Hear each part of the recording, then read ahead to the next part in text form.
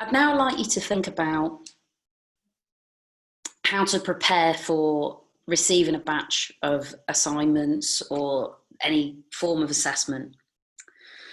So it's helpful. This is just kind of an outline of that process. So it's helpful even before setting the course assignments to make sure that you and the students know the assessment expectations and marking criteria.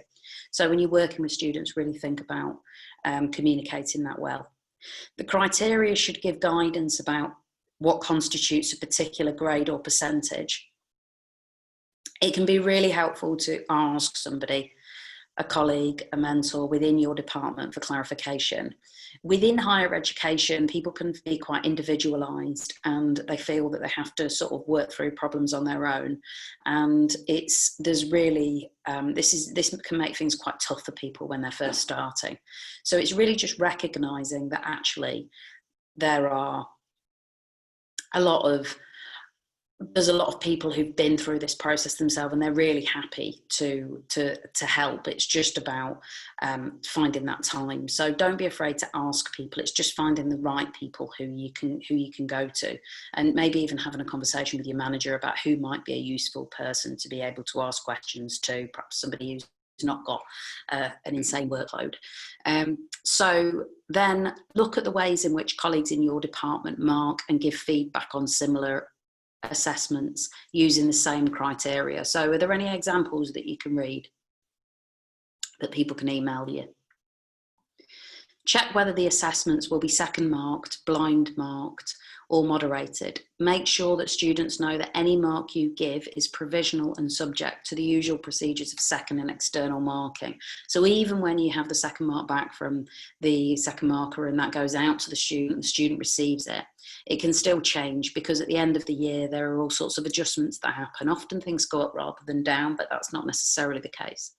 So it's just keeping people aware that there's a process going on and just being clear what that is, so you're not giving people false expectations.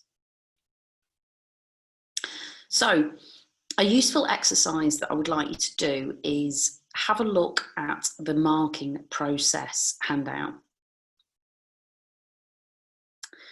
And there will be an opportunity to discuss in your group and order which way you think things can go. But before you do that, I'd like you to prepare by looking at the marking process steps and giving an order that you think is right. Which way would you organise them? And I want you to bring that order with you to the Zoom session. If you'd like to do a bit more reading about this, if this is something that feels quite prominent for you, if you're due to do some marking soon, I would definitely recommend this.